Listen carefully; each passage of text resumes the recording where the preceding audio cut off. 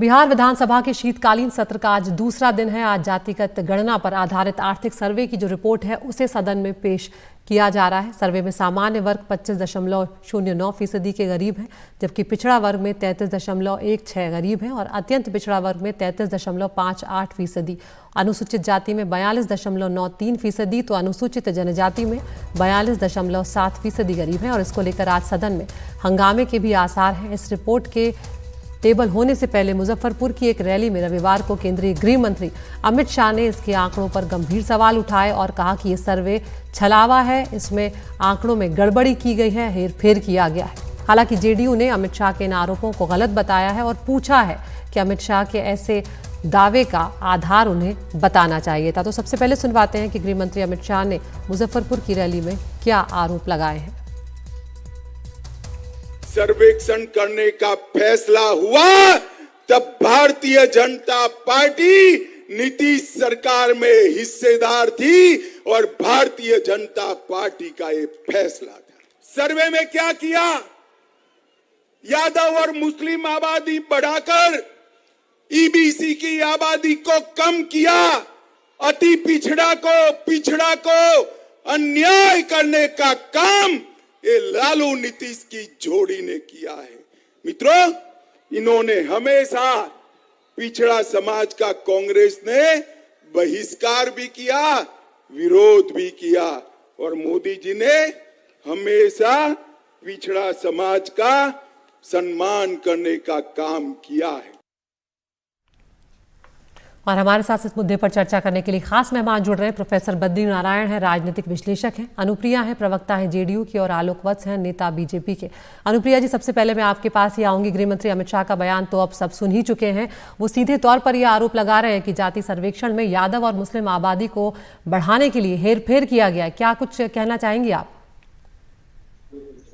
अदिति जी, मैं अमित शाह जी से यही कहूंगी कि बार बार वो अपने नाम, जो उनकी पार्टी को बिहार की जनता ने कहा है कि बीजेपी मतलब बड़का झूठा पार्टी, इस तरह से झूठ ना फैलाएं। अगर आपको जहां भी बिहार सरकार के द्वारा आंकड़े गलत लगते हैं तो केंद्र सरकार द्वारा फिर से वो करा ले और दूध का दूध पानी का पानी हो जाए। जो वादे हमने किए थे कि हम राजनीतिक, सामाजिक, आर्थिक और शैक्षणिक आंकड़े भी प्रस्तुत करेंगे, आज वह दिन है जब 2 अक्टूबर को हम लोगों ने, जब जाति आधारित हमने गणना का रिपोर्ट पब्लिश किया था, आज हमने जितने भी आर्थिक, शैक्षणिक जो रिपोर्ट थी उनको भी पब्लिश कर दिया गया।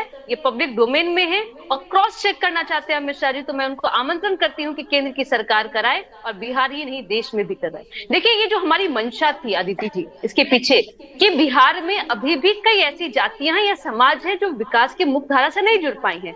हम लंबे समय से शासन में हैं, लेकिन फिर भी हमने ये देखा कि कई ऐसे वर्ग हैं जो शैक्षणिक रूप से कमजोर हो पाए हैं, जिन पे सरकारी सुविधाएं उनको नहीं मिल पाई है, योजनाओं का लाभ नहीं ले पाए हैं। तो हमारी मंशा यही थी कि इन आंकड़ों के द्वारा जो है हम पब्लिश करें और उन लोगों को भी अपने बिहार के विकास की मुख्य धारा से जोड़ पाए।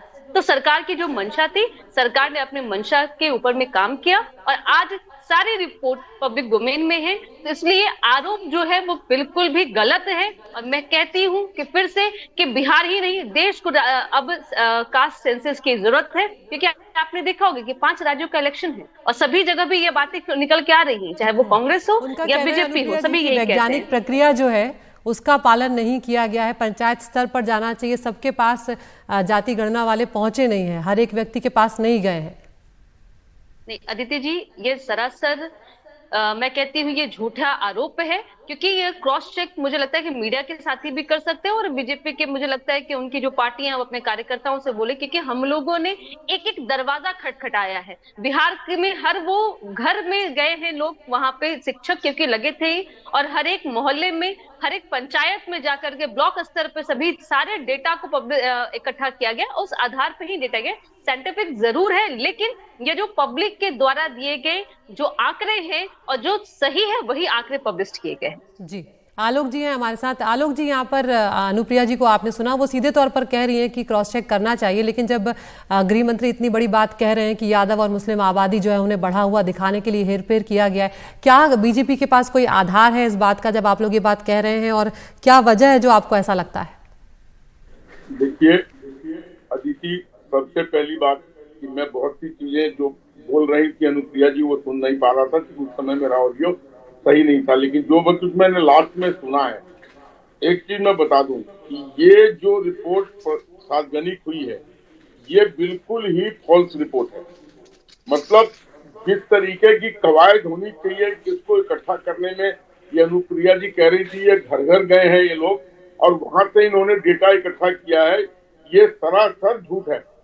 मैं खुद अपना एग्जाम्पल देता हूँ, मेरे घर में 36 वोट है, कोई नहीं आया मेरे यहाँ और वो सब चीजें भर के दे दी।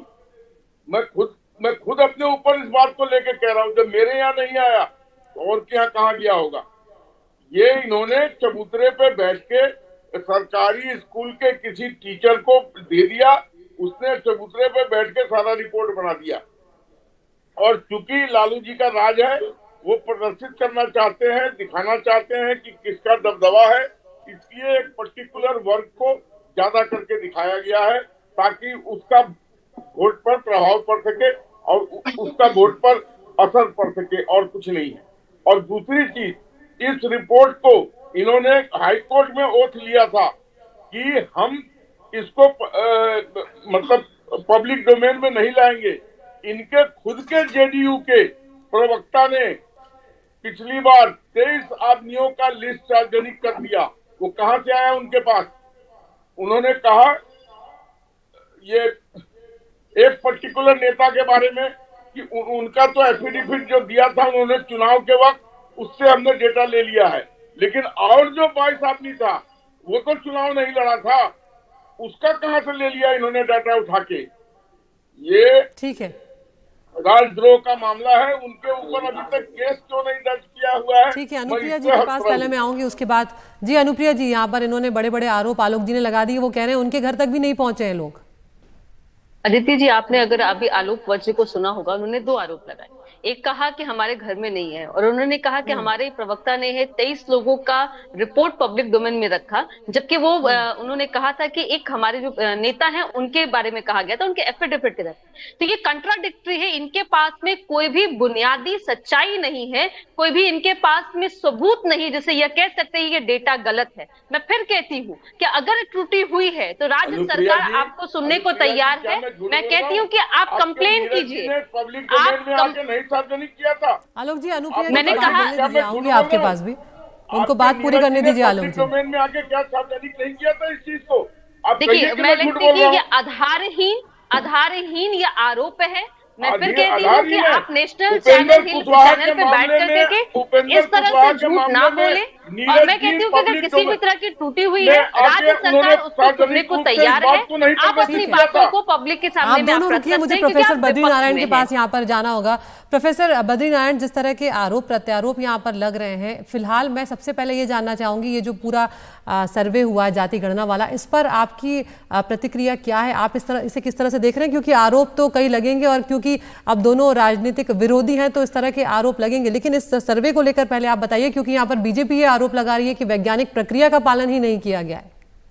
देखिए, मुझे लगता है कि इसमें सरकार को, बिहार सरकार को ये करना चाहिए कि अपनी मेथोडोलॉजी, किस मेथोडोलॉजी से उन्होंने ये सर्वे किया है, ये पहले बताना चाहिए और डिटेल में बताना चाहिए। मुझे लगता है कि बिहार विधानसभा में भी इसका प्रेजेंटेशन देना चाहिए उनको, और देश को बताना चाहिए कि मेथोडोलॉजी क्या है।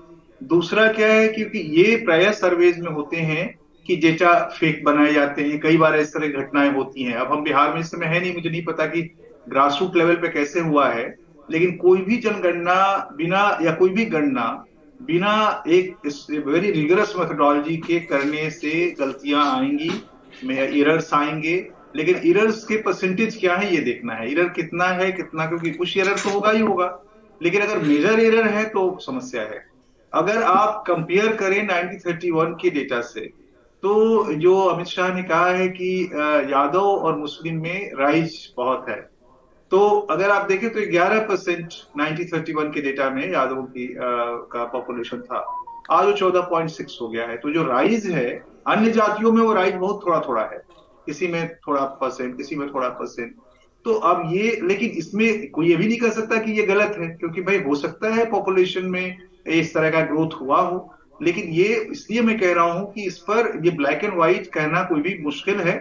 लेकिन सरकार को चाहिए कि अपनी मेथोडोलॉजी बताए, किस किस तरह से किया है, और जो हुआ है मेथोडोलॉजी उसमें एरर की संभावना कितनी है, और इसमें पब्लिक इन्वॉल्वमेंट एकदम सही कह रहे हैं कि यानी कोई भी जनगणना, कोई भी गणना, जाति गणना जब तक जनगणना का हिस्सा नहीं होगी, यानी एक एक तक जब तक आप नहीं पहुंचेंगे तब तक सही नहीं हो पाएगा। क्योंकि बहुत सारे नोमैड्स कम्युनिटीज हैं, बहुत सारे ऐसे फ्रिंज कम्युनिटीज हैं, लिमिनल कम्युनिटीज हैं जिनका कास्ट अभी बहुत डिसाइडेड नहीं है, वो खुद ही कहीं कुछ कहते हैं, कहीं कुछ कहते हैं, अपनी जाति को लेकर के बहुत श्योरिटी नहीं है। तो अगर है भी तो क्लेम बहुत है कि नहीं नहीं हम तो इस जाति के थे, हमें ऐसे बना दिया गया, हम तो इस जाति के हैं, जैसा कि हर बार सेंसस के साथ होता है, काउंटर क्लेम्स बहुत होते हैं।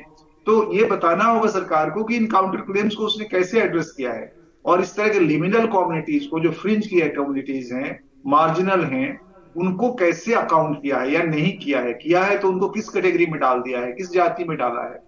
तो क्योंकि वो जो कहते हैं ना कि सबाल्टर्न कांट स्पीक, कि कई बार क्या होता है कि मार्जिनल जनता बोल ही नहीं पाती है अपनी सही आइडेंटिटी को, तो उसको मेथोडोलॉजिकली सरकार ने कैसे डील किया है ये मुझे लगता है बताने की जरूरत है अदिति, तभी जाकर के ये चीज आगे बढ़ेगी। लेकिन एक बात तो तय है कि अब एक नई पॉलिटिक्स की संभावना इस विवाद से खड़ी हो गई है, और वो पॉलिटिक्स मुझे लगता है दूर तक जाएगी। जो ईबीसी और एक enormous rise of the Yadav Muslims argument जो दिया है, जो हमारे होम मिनिस्टर ने, अमित शाह जी ने, वो एक बड़े पॉलिटिकल नैरेटिव को जन्म दे सकती है। बिल्कुल प्रोफेसर बद्रीनारायण, उस पर भी मैं आऊंगी एक बार। अनुप्रिया जी, जो बात प्रोफेसर साहब कह रहे हैं कि मेथोडोलॉजी जो है उसको भी आपको क्लियर करना चाहिए, क्या सरकार ये तैयारी कर रही है कि उसे भी सार्वजनिक करेगी कि किस प्रक्रिया के तहत हमने गणना की है?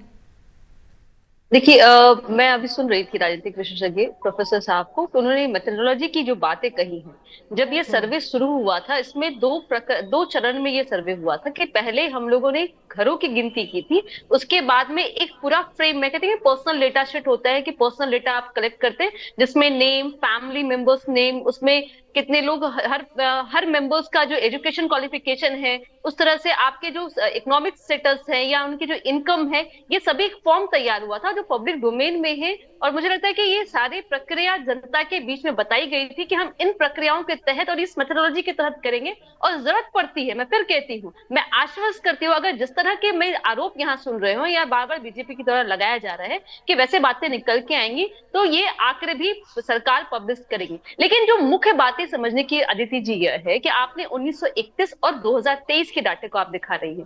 उस समय में बिहार की जो आबादी थी वो 2.5 करोड़ दिख रहा है, और आज आप दिख रहा है कि वो 13 करोड़ समथिंग है। तो ये जो इतना बड़ा जो लार्जर नंबर पे जो ये चेंजेस आए हैं, ये डेटा मुझे पूरे आबादी की है, तो किसी जाति में जो पहले से बढ़ी हुई है, अगर वो यादव की दिख रही है तो आप देखिए कि उसमें वो 12% है, अब 14% दिख रहा है, मुस्लिम उसमें दिख रहा है कि 14 है, अब 17% है। तो ये बहुत बड़ी बातें नहीं है। अगर हिंदू मुस्लिम को भी आप देख रहे हैं तो हिंदू का भी क्या है कि उसमें परसेंटेज में जो कमी आई है, मुस्लिम में जो बढ़ा है। तो प्रोफेसर साहब यहाँ पर अनुप्रिया जी कुछ जवाब देना चाह रहे हैं, एक बार आपकी जो बात है जी। प्रोफेसर बद्रीनारायण, आप कुछ कहना चाह रहे थे? ये पूछना चाह रहा था, ये कहना चाह रहा था कि मेथोडोलॉजी जो कह रहे हैं पब्लिक डोमेन में है, ये पब्लिक डोमेन होता क्या है? पब्लिक डोमेन में आपको एक अकाउंटेबल नैरेटिव से ये बात सामने लानी होगी, बजाबता विधानसभा में प्रेजेंटेशन दे करके या किसी बड़े मीडिया कॉन्फ्रेंस में। हमने देखा था जब ये घोषणा की गई थी कोई मेथोडोलॉजी नहीं बताई गई थी। दूसरी बात है कि जो आप कह रहे हैं कि पॉपुलेशन बढ़ा है, 1931 में 33 मिलियन पॉपुलेशन था, बहुत बढ़ा है, लेकिन ये राइज और जातियों में भी तो दिखाई पड़ेगी, वो और जातियों में कम दिखाई पड़ रही है, उसका बहुत माइनर राइज दिखाई पड़ रहा है, और यादव्स में ये राइज ज्यादा है। तो आप ये सवाल कोई खड़ा कर ही सकता है कि भाई अन्य जातियों में अगर ओबीसी की भी, ईबीसी की भी जातियों में अगर आप देख लीजिए जाति का माइक्रो एनालिसिस करें 1931 के डेटा से, तो आपको दिखाई पड़ेगा कि बहुत माइनर राइज है, और इस कम्युनिटी में 3 पॉइंट कुछ, मुस्लिम्स में भी एक बड़ी राइज है। तो मैं ये नहीं कह रहा हूं कि गलत है, लेकिन मैं कह रहा हूं कि ये सवाल तो खड़ा होगा ना जब तक आप मेथोडोलॉजिकली एक्सप्लेन नहीं करेंगे कि हमने, और पब्लिक डोमेन को आप डिफाइन नहीं करेंगे, व्हाट इज पब्लिक डोमेन, और उसको पर्याप्त एक इसके साथ सब वो होना चाहिए था, सब टेक्स्ट, जिसमें मेथोडोलॉजी पहले आप बताइए, तब आप जातीय जनगणना का रिपोर्ट वो करिए। अब और इसके दूसरे उस पहलू पर आते हैं प्रोफेसर साहब, जिसकी बात आप कर रहे थे, क्योंकि अब इसको बड़े पर्सपेक्टिव में भी देखने की जरूरत है।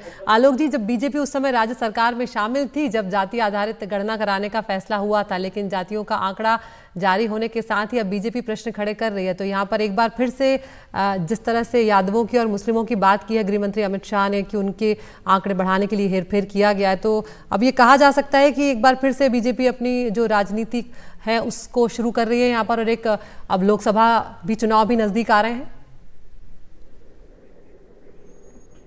आपने मेरे से प्रश्न पूछा है? बिल्कुल Alok ji. Can you please repeat it? थोड़ा ऑडियो कम था। आलोक जी, मैं यहाँ पर ये कह रही हूँ कि आप शामिल थे जब राज्य सरकार में उस समय जाति आधारित गणना का निर्णय हुआ था, और आप सवाल खड़े कर रहे हैं, क्या फिर से लोकसभा चुनाव की तैयारी हो गई है? यहाँ पर मुस्लिमों और यादवों की बात की है आपने? देखिए अदिति जी, ये सही है कि जिस समय इस प्रोसेस को स्टार्ट किया गया था, हम भी सिग्नेटरी थे, हमारे भी प्रतिनिधि सिग्नेटरी थे उसको, उस कवायद को कराने में। लेकिन जो प्रक्रिया अपनाई गई है, हमारा उस पर ऑब्जेक्शन है। मैं आपको बता रहा हूं ना कि किसी के घर, शायद बहुत कम लोगों के घर में लोग गए हैं, नहीं तो गांव के चबूतरे पर बैठ के किसी एक दो आदमी को बैठा के और वहीं पर इन्होंने सारी कवायद कर ली है। और जिस तरीके से दो पर्टिकुलर वर्ग को एलिवेट करके दिखाना क्या था, वो इन्होंने दिखा लिया है फॉर देयर पॉलिटिकल गेन। मैं खुद मुख्यमंत्री हूँ, मेरे यहाँ जब नहीं आया, अदिति जी, ने कहा कि नहीं आया उनके यहाँ। मैं बार बार कह रही हूँ आलोक जी, आप अपनी बातें कह रही है, मैं फिर कहती हूँ कि आप नेशनल चैनल पर बोल रहे, साथ ही साथ आप कंप्लेन भी कर सकते हैं कि जो भी इसमें इंचार्ज हैं कि हमारे यहाँ नहीं आए हैं। ये जिस तरह से इतने बड़े आंकड़ों को झूठ बोलना, सरकार पे आरोप लगाना, मुझे लगता है कि मैं फिर कहती हूँ कि आप सिर्फ पर्टिकुलर अपने बात वक्त की कमी है मेरे पास। आप तीनों का मैं यहाँ पर शुक्रिया अदा करूंगी, बहुत बहुत शुक्रिया आप तीनों का, आप हमसे जुड़े हैं।